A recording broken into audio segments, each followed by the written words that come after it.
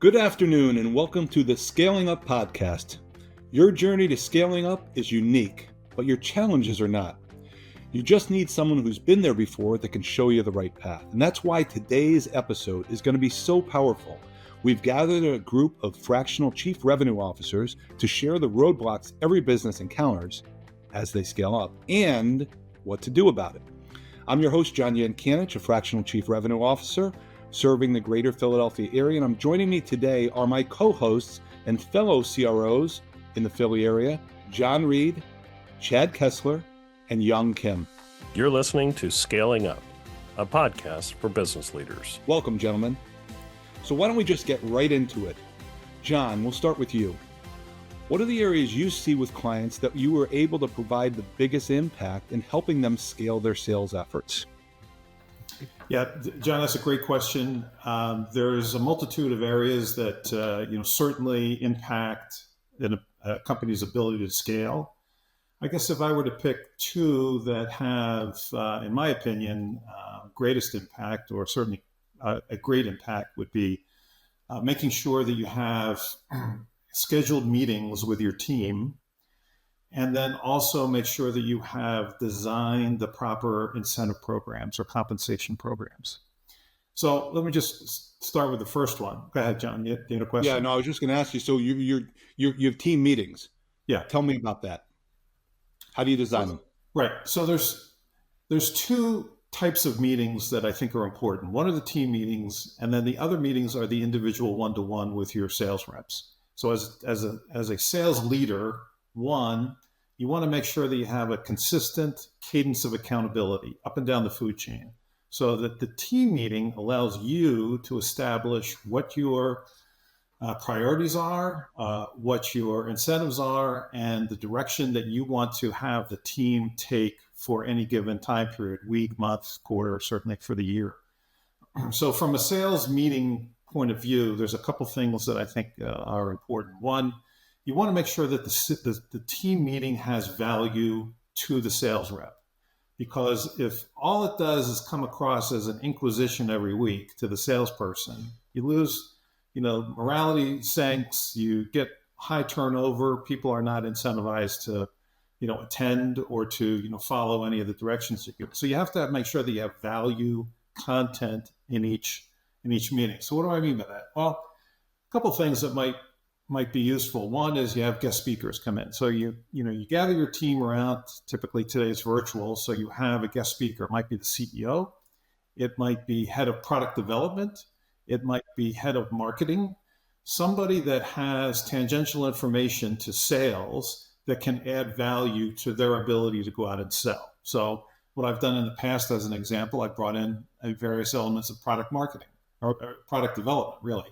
And so what this does is that you don't want to necessarily have your sellers sell by feature functions, but having them have a greater understanding of the capabilities of the product or services that you're offering enhances their ability to go out and sell the value, business value. So what you're saying is it's not all reliant on a sales manager. Actually, the sales manager becomes more powerful if they bring others into the forum. Yeah, that's what I found. Absolutely. You certainly want to set yourself up as the leader and conduct the meeting and provide insights at the outset. So you might make some statements about, some news items that have occurred in the past week or two that are pertinent to the market that you're selling into, that you want to make sure your sellers are aware of, so that they can speak to those issues from a trusted advisor perspective, just as an example. But again, you want to make sure that you're not just having a meeting and going around the room asking where they are and tell me about the deal that you closed or that you lost. I mean, that's kind of an inquisition. You certainly cover those topics, but if there's not value on top of just getting updates from the sales meeting, from the salespeople, then you kind of lose the opportunity to get excitement about what you're doing. Well, you said you're adding value for them, but I think one of the challenges I've seen is you have some super performers and some underperformers. Have you ever seen where this has been able to help the underperformers and raise their level of performance? Because they're interacting with others. So Let me tie that. That's a great question, because let me tie that a little bit into another element that maybe others will speak on as well, and that is, how do you keep your top performers motivated? And that'll come into comp plans, but specific to sales meetings, if you've got a high performer and others are looking up to that person as a role model, you want to set that person up in these sales meetings as a domain expertise, as a domain expert. So they can speak to how they have gotten successes in certain situations, have them be a peer mentor to the people that are maybe struggling or need some help in certain areas. So that does two things. It sets that person up to feel good about what they're contributing to the team, certainly, but it also helps the people that are maybe struggling in certain areas to look to a peer that they can rely on to get some insights.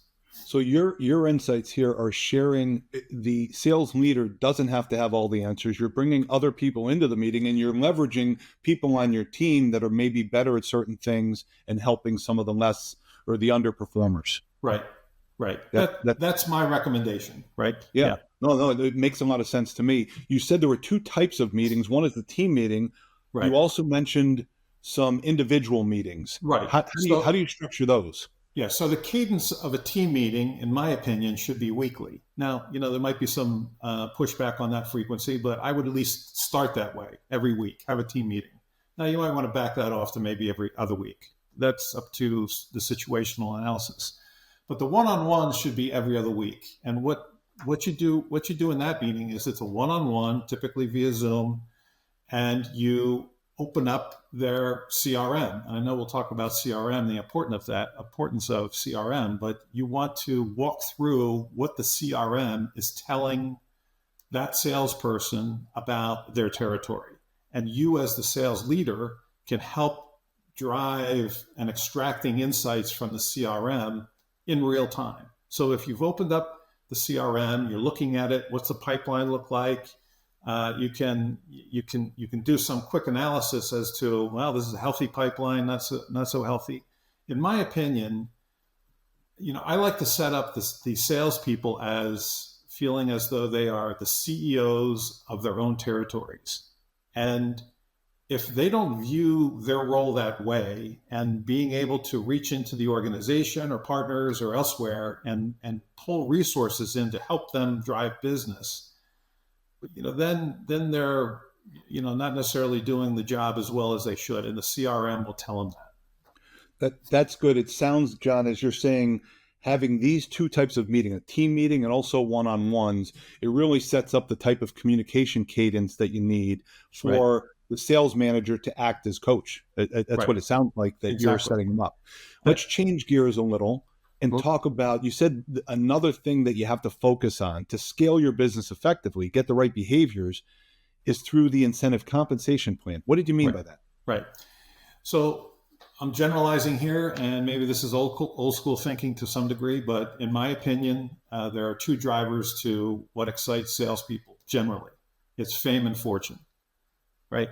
They are motivated by getting paid for doing their job well, and that's a compensation plan. But then they also like to be recognized and promoted or certainly highlighted in achieving certain goals amongst their peers. So let me start with the first one, comp plan. You certainly want to have and establish goals and commission plans that align with the business plan. And this is where getting general can get a little murky because there are different types of businesses. For instance, if you're selling a product like a table or a chair or some physical asset, you're typically looking at revenue as your metric, as opposed to a SaaS company where you're selling based on MRR. So your metrics are a little different, and so your comp plans are going to be a little different. So I'm going to use the general term revenue that gets used differently depending on your business. But you should set up the comp plan so it maps to your business plan. So what do I mean by that? As an example, if you're a brand new startup and all you care about is just getting in revenue, whether it's product revenue, service revenue, whatever type of revenue, you don't really care, then your comp plan should reflect that. You're going to pay your salespeople to bring in all types of revenue. because you need to show to your investors that you've got an incremental revenue stream independent of where it's coming from, if that's your business plan. Now, let's say you're a little bit further down the maturity curve. Now you want to start differentiating around making sure you're profitable. All right, so now you want to make sure that you're incenting your salespeople to sell certain types of products that are more profitable than others. So you set up your comp plan where you provide more incentive for product A that's more profitable as opposed to product B that's maybe less profitable. Okay, so and you're doing this depending on what the business is and what your business need is. You're setting up your incentive comp plan to be able to do that. Have you ever encountered situations where a comp plan might not have been optimized for a company and what it meant to the company's ability to scale? Yeah. So there's another dimension to this and that's time. So I typically set up comp plans on an annual basis. So January 1 or whatever the beginning of your fiscal year is, that starts the clock for you as a salesperson to meet your goal. And by the way, that goal should be, follow the typical SMART, structure around goal setting, right? It needs to be achievable and so on. So January 1, you start the clock to achieving your commission or your goal, your quota. And I've seen where some companies have set up the goals or the quotas on a quarterly basis. And the intent there is to try to drive quarterly business. And certainly that's important for reporting purposes.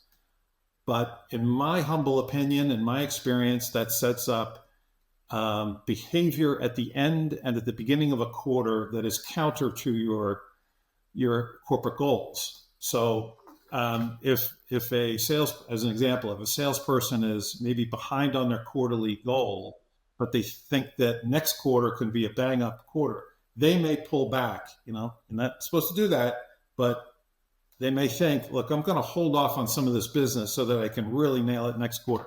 You don't want that behavior. So again, in my opinion, make it an annual goal so everybody is focused on doing what they need to do. And then if you need to incent people on a quarterly basis, you put spiffs in place. Hey, for this quarter, we've got an extra, whatever, 2% we're paying for this kind of business, but that expires at the end of the quarter. So it keeps people focused on getting stuff, as quickly as possible. This is really valuable, John. So what I'm hearing you is whatever the business's goals are, you've got to tie the comp plan to align with what you want from them. And I know I've seen in the past where a business might, for instance, incent on existing client revenue and count that as part of what they're winning when they know they have to go win new clients. And so it's much harder to win new clients. So if you don't incent on that behavior, you're not going to get the result you're looking for. That's exactly right. And not to take up too much time here, but if you're a SaaS company focused on MRR, part of the equation is, what do I pay on? Do I pay on the first year that's committed? Do I pay on a 3-year commitment? Do I pay on subsequent business that comes in as a result of that first year? Do I have a customer success organization to help nurture those? It all depends on your corporate structure, what your incentives are. If you want that salesperson to still be involved after that first sale and you have no customer success organization, then you might want to think about incenting them to still be involved and be rewarded for follow-on business, as an example. That is great, John. So I think, from summary point, a couple of the learnings for business owners watching this podcast are how you communicate with your salespeople, both from a team perspective and individual meetings, as well as how you set up your incentive comp plan can make a dramatic difference in scaling up. Exactly. Let me transition now to Chad. You've certainly had great success in scaling business. So maybe give me your thoughts about some things that are really important in finding success in scaling up. Yeah, so I was listening to John talk, and I think 2 things are really kind of important. And I'm going to start with the first one. It's your annual operating plan, budget, whatever you would like to call it. I've seen it called many different things. It is your roadmap from wherever you start your year to where you're going to finish your year. It's got monthly, checkpoints. And really, on the big scale, you've got 4 quarterly objectives that you need to go out and obtain. And It ties to your AOP or your budget. Okay. It ties to how you're going to set your comp plan. It ties to how operations is going to do what they're going to do. If there's hiring to be able to grow, then HR knows what they're going to go do. It takes everything across the horizon of your business and level sets it so everybody has a clear objective of what they're going to do. I think the keys to it are tying it to your comp plan, tying it to your monthly operating rhythm, and then tying it to your weekly sales rhythm, whether it's weekly or bi-weekly, whatever you choose to do. Everybody understands the objective. I think there's three key other points to kind of make here, and I'll be curious to the other people's thoughts. One, you need to have a minimum threshold. Here's the base. We got to get here, or we've got to make changes to the business. Two, the target. This is what we're all shooting for, and this is where we're going to go. And the third component to it, in my mind, is really what's your big, audacious goal that you're going to go out there? I'm going to take a moonshot in 1960 when you're JFK and saying you're going to get out there. No one knows how to get there, okay? But you put that stretch target out there so everybody's looking at that, and the bottom two just kind of fall into place. I think when you take that approach and you have an operating rhythm around it, it makes everything fall into place for an organization. So you really need to have that BHAG, so to speak, right? That's BHAG. There you go. BHAG, that's right. The hairy audacious goal, right? That's right. That is good. So is there a format that you do? You highlighted a couple of things: your target, your stretch goal, the minimum that you're going to look at. But is there a format or some things to consider in the format about how this? Because I'm sure there's a lot of business owners that aren't that well planned, and that's part of what's holding them back from scaling. So a great plan is there, but they might not know how to start or how to build that plan. Yeah, in my mind, it's similar to a CRM. Okay, you can put it in any format you want. You can put it on a bar napkin for all I care. Okay, so there's not a right answer. Well, ideally that you put it in Excel, or you have a ERP system that you can load it into, and everybody kind of see it. Ties to the CRM. There's many ways to do it. The key is that you have to write it down. The key is you have to communicate it to the organization. The key is that you have to cascade it throughout the organization so that not only does the owner / CEO understand what it is, not only does every department head understand what it is, but it means every salesperson or every operator, if you're in the manufacturing environment, understands what their objective is, and they understand what the company objective is. And I think, it's actually a good point too. We could talk about comp plans, and John has already kind of touched upon it, but you need to have a team component, a group component, right? So HR or operations needs to have their component, and then you have to have your individual component.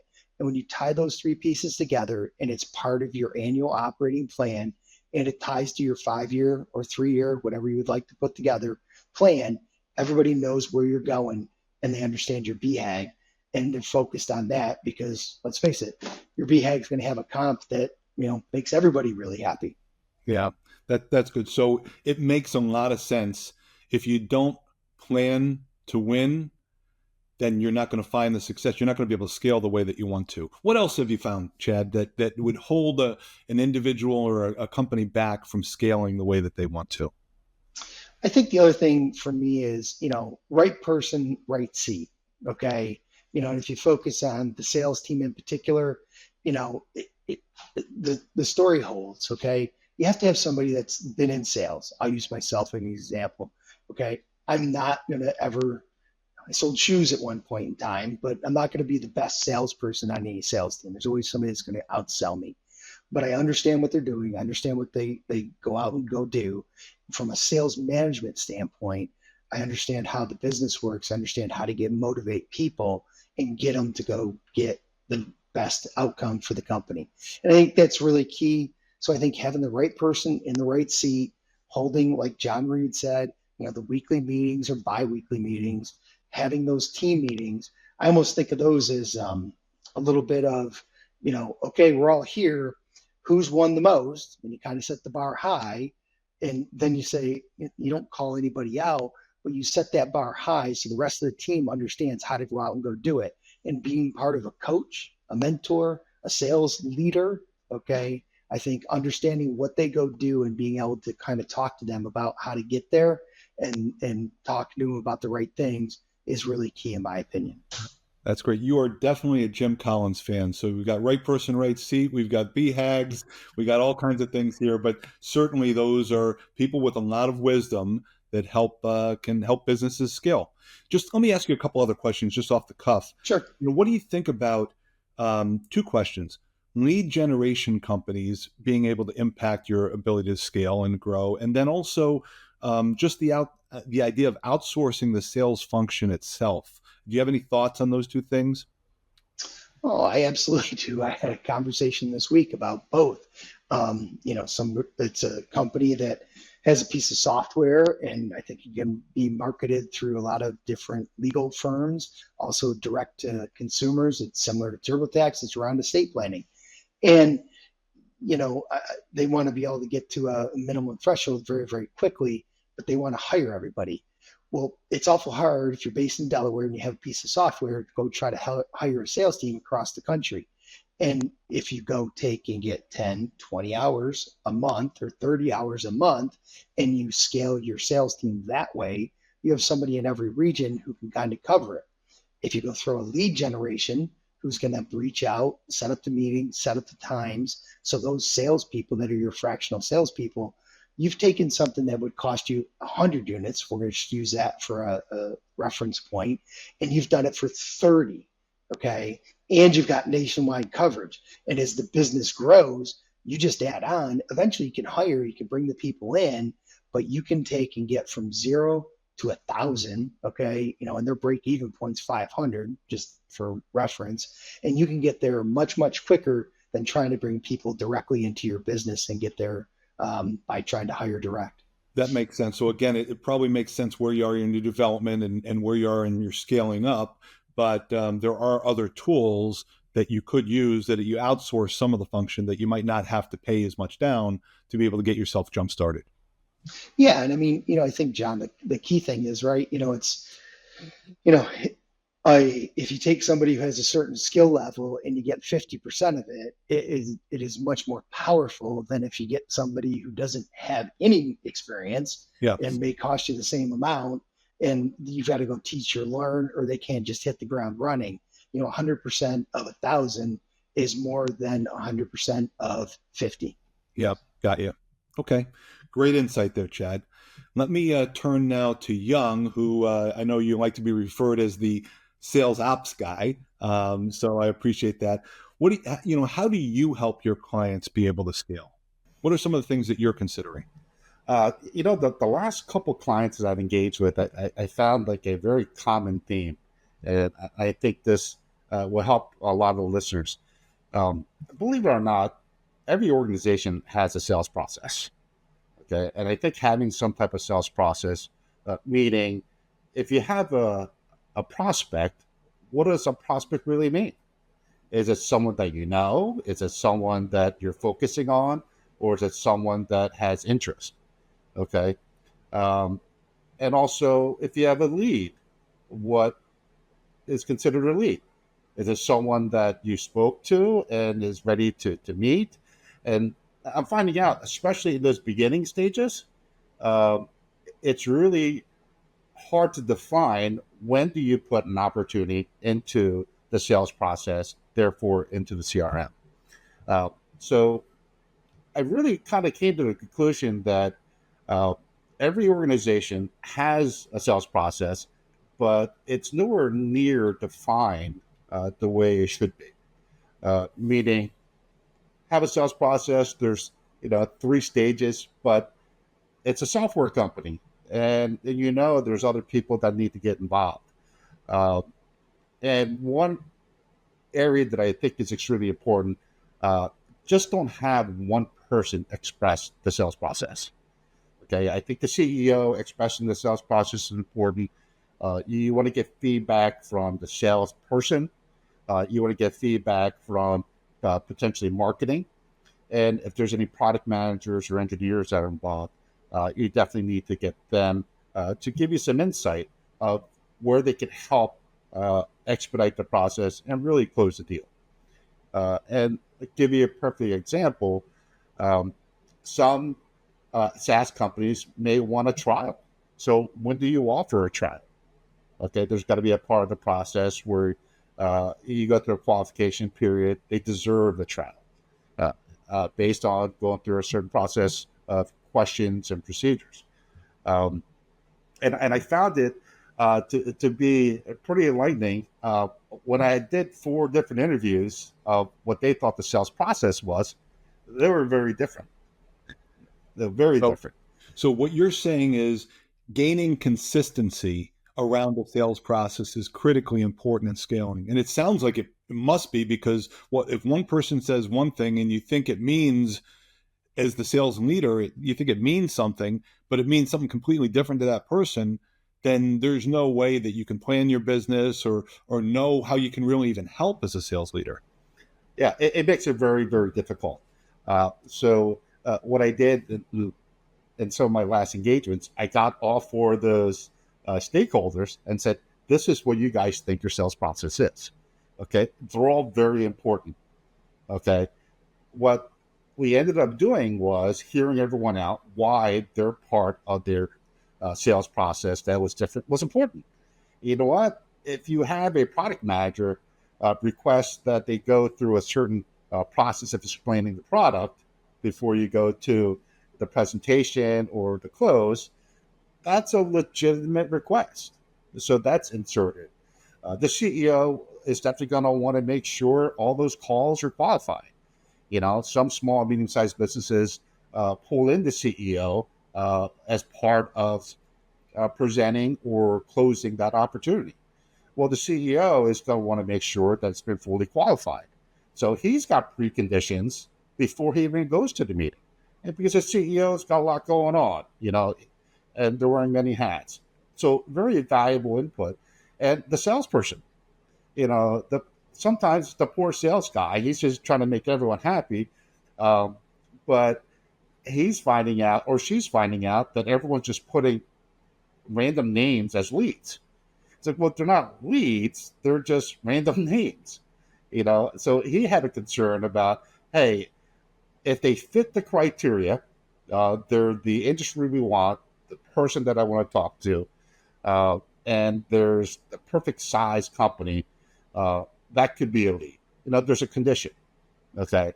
So based on all those conversations, the sales process really became the common language within the entire departments that were very engaged with the sales process.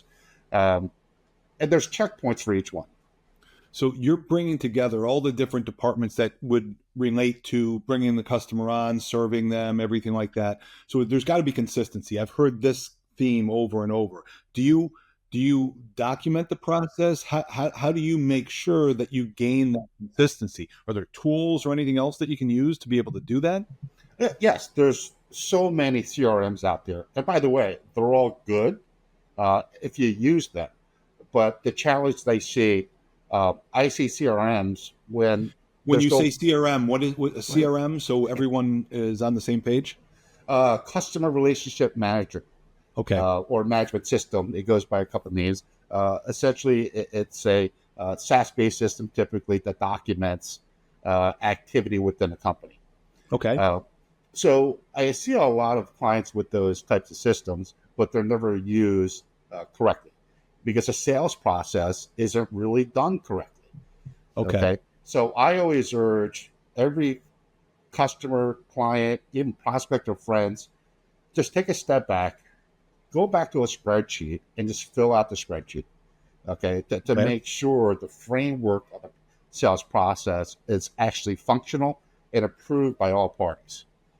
Once it's approved, then you kind of install some of the stages and the prerequisites into the CRM.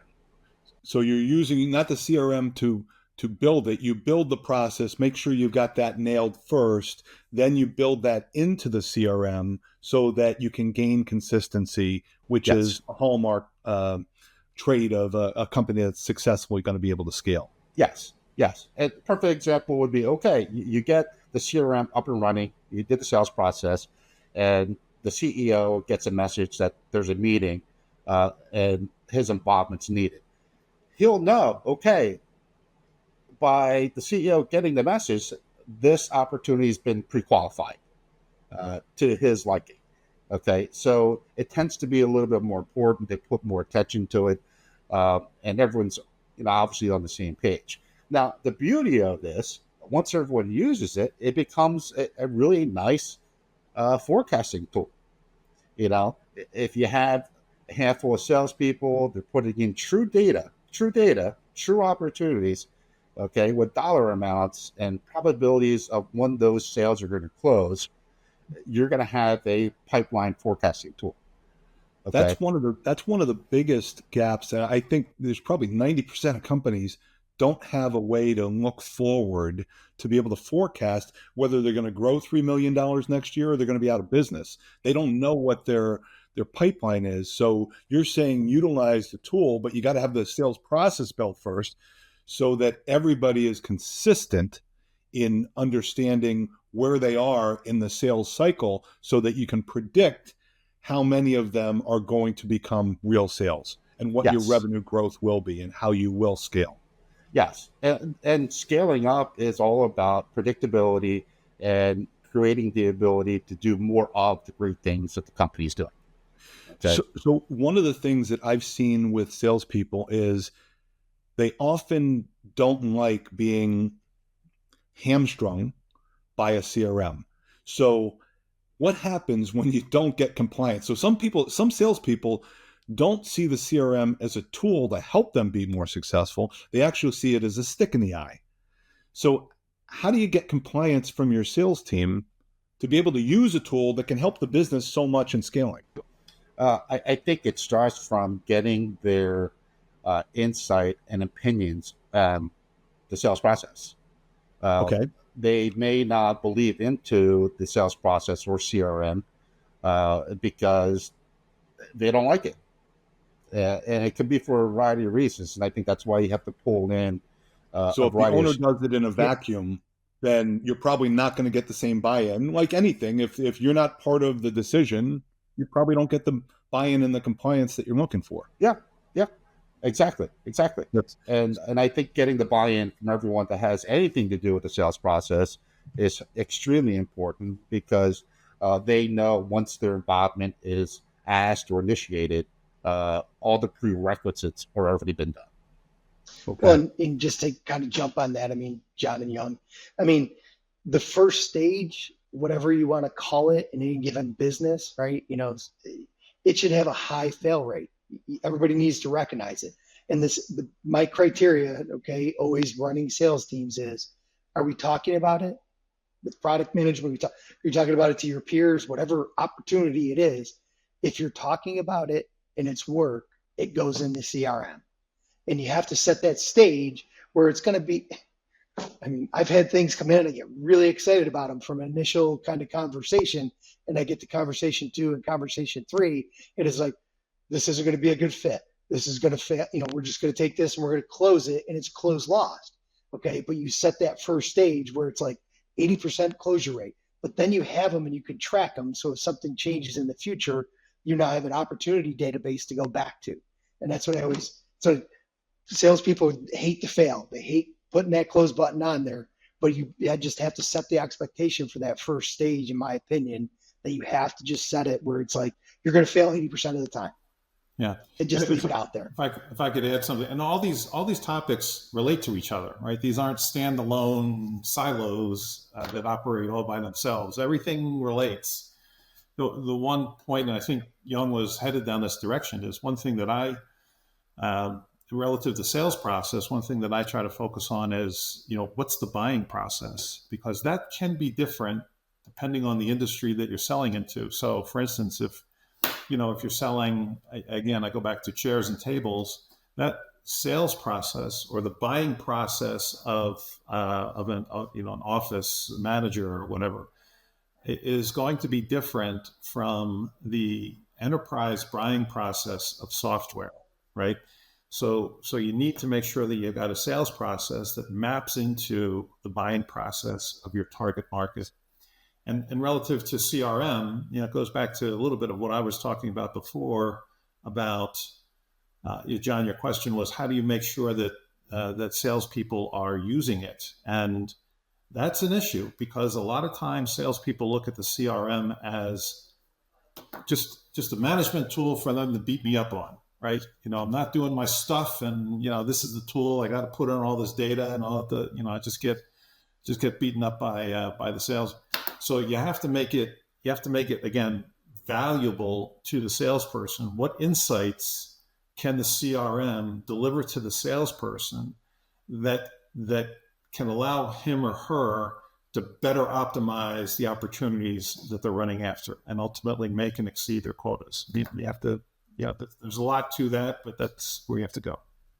I think you guys have shared a lot of. I have one more question for you, Young, just about the sales process. But you raised, Chad and John, you guys raised an issue of how this interrelation is important, because it sounds like from the sales ops perspective, you got to have a process that everybody's involved in building. You got to document it somewhere. The CRM is the tool to use it so that you can look forward into the business, you can forecast, but you've got to communicate where you are so you really understand it. So John, the ideas about the meetings that you were talking about, I think both the team meeting and the individuals, and then incenting the right behaviors help you get to the things that you're looking at. And then that informs if you're achieving or you're not. Do you have the right person? Are they in the right seat, Chad? All those things are super related. And I guess if you have all of these tools that we've talked about today and all this worked out, it's what really sets you up to be able to scale effectively. If you're missing certain elements, maybe you guys can weigh in on this. If you're missing certain elements, it sounds like even if you've got something worked out, it's not going to be as impactful in helping you scale, because it's not fully vetted through everything that you need for a successful sales effort. I don't know if you guys have thoughts on that. Yeah, and one thing that I would certainly add, the sales process and CRM, it's not etched in stone. I always advise at least once a year to update it, because product changes, the industry changes. At least once a year to update it and get everyone that's involved with the sales process involved with the CRM updates. And I think that once a year check-in is extremely important because it keeps it fresh. And then also, when you have new team members come in, they also get a nice view of the sales process and how to handle some sales opportunities as they encounter them. No, and I think that's a great point, Young. When you bring, if you're growing, right, when you bring somebody new in and you have a defined process, and you're right. I mean, I've heard many times, well, I got to go, put it in my call report. I got to do this and feed the machine. What I typically say to sellers all the time is, I'm old enough, okay, hopefully I don't look it, that I remember carbon copies that I turned into the secretary for expense reports. You know how much I love Concur, okay? And it's like we've all migrated because you get your money faster, right? So everybody they'll go right towards that. Well, that's all your CRM's doing. Is like, if you want to take energy out of the organization, put the opportunity in, and it'll give everybody the clarity of what they need to go do. How does it tie to your budget? How does it tie to your operating plan? And how does it relate to the rest of the organization? And everybody's focused on a singular goal. And that's how you get to your big, hairy ass, audacious goals, right? And that's really kind of the key to me. And just to make it that simple. Remember carbon copies? Yep. Don't use them anymore. Use your CRM. Yeah. And call reports and opportunity management and CRM, they're two different things too. And I think call reports are important just to keep people organized. But some leaders view the call reports just to make sure there's activity. But at the end of the day, the CEO is important, and their level of importance is going to be focused on the dollars that are coming through and what he could do to impact in a positive way to move that in the right direction. That is great. I think we've covered a lot of ground here today. Thank you, Young, Chad, and John, for sharing your insights. It sounds like there's a number of elements that you have to really be successful in scaling your business. And quite frankly, they all can be interrelated. So if you don't get a couple of these elements right, you're probably going to face some challenges that you may not scale as quickly as you'd hoped. So I really appreciate the time you spent today. Hopefully this was valuable for our listeners. I want to thank you, gentlemen, for everything that you've shared today, and to all of our listeners, that if you've enjoyed this episode, I'd make sure that you subscribe to the Scaling Up podcast and give us a 5-star rating on whatever podcasting platform you use. And don't forget to tune in next time as we'll dive into other ways that will help you be able to grow your business. We're here to serve as sales acceleration advisors and fractional chief revenue officers. And I'm your host, John Yankanich. Hopefully you enjoyed our show today and look forward to seeing you next time. Thanks very much, all. Take care.